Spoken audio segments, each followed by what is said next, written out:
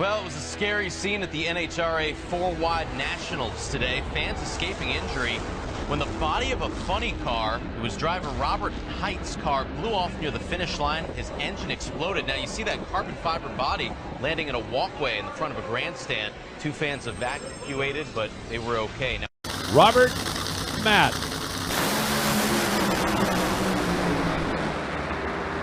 Oh, kaboom! Twice. Both of them blow the bodies off right in the lights. Unbelievable moment here. A couple of roadsters going down there through the shutdown area as both drivers are fighting for control. It was a tremendous side-by-side race, and just before the finish line lights, Robert's car blew up, and literally moments later, Matt's did the same thing.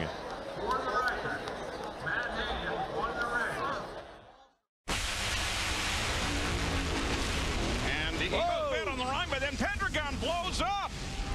Wow. Hey, check that out. That's winning the hard way, isn't it? Yeah, when you get that stuff up in the air, oh, everybody runs over to see exactly what happened there. He finally gets it to a stop.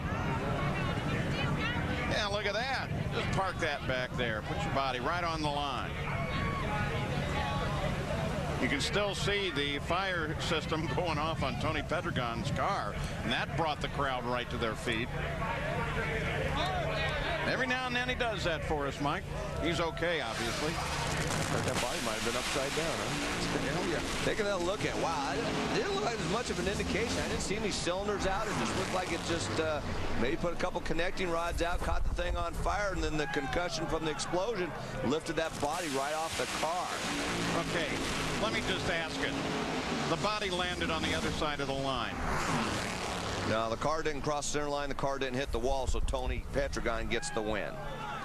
He can't drive the body, Paul. I think that's why the rule's that one. At least it should be. Hey, just thought I'd ask, you know? Good question. Now look at it. Like I said, I didn't see any cylinders out. Could have been an issue where, like we saw in Pro Stock with Jed Coffin, where it broke an intake valve. Same thing would happen in a fuel car. Instead of blowing just the scoop off the Pro Stock car, the fuel funny car, it blows the entire body off it because obviously the explosion is much bigger with that nitromethane mixture in there. Matt Hagan drove right through the parts and debris.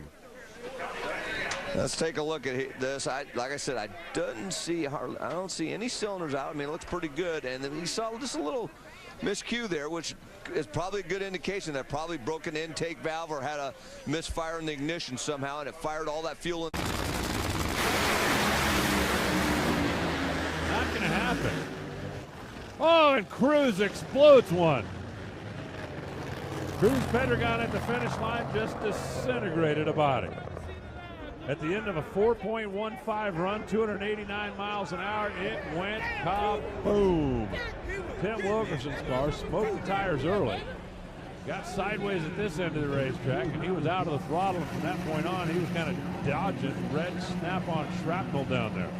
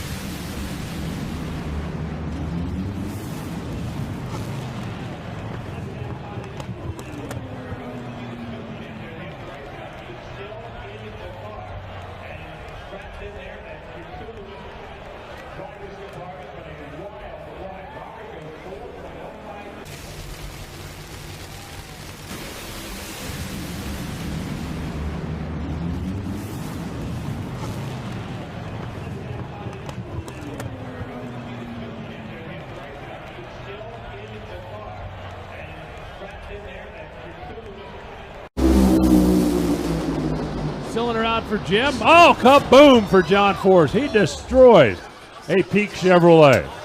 Went over and looked like he may have bounced off the wall. If he didn't, he missed a golden opportunity to do it. The cylinder out for Campbell on the right side, started pushing over, and he shut it off. And John Force, just before the finish line, went kaboom. There you can see what's left of that Peak antifreeze Chevrolet. And John Force, who coasts to a stop down at the top end. Safety Safari right there on the scene already in their Chevy Silverado. That was a big boomer, and it really looked like, Brian, you could see that the car was getting. He's also defending Traxxas winner. Oh, big explosion. Jack Beckman just destroyed a Mopar body. Okay down there, Jack? I'm good. Great news as you listen to the onboard communications between Jack and his team. He's good, he climbs out okay, but that sedan became a drop-top convertible very, very quickly. Tony, you've been through your fair share of fires and things like that. Didn't look like there was even an inkling of an idea that this was going to happen.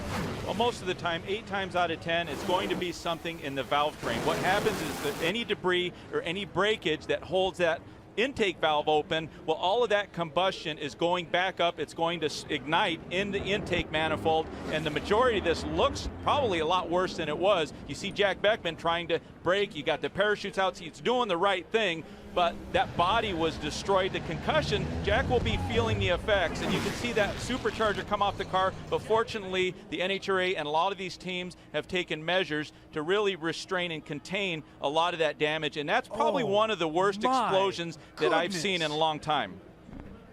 Look at that car, pieces and parts. Jack's hands are off right now.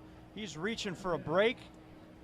You know, Jack Beckman's been through a lot as an Air Force veteran, cancer survivor, and he just went through a big one right Well, you can see Jack is moving his hands. What he's doing is a conditioned response. He has done this so many times over and over. He knows where the fuel shutoff is. He knows where the brake is. He knows to turn the electronics off on the car. So he's going through all of the motions, and it's sheer instinct that he has conditioned himself to do. Did the top of that supercharger flip all the way under the car? And where is the manifold? I have never seen an explosion like that. Well, what's amazing at all the right forces and the massive explosion, that none of that debris went into the driver compartment. So to see a guy like Jack Beckman get out of this car is a tribute to all the safety precautions and measures that NHRA has taken, and we've evolved with these funny things.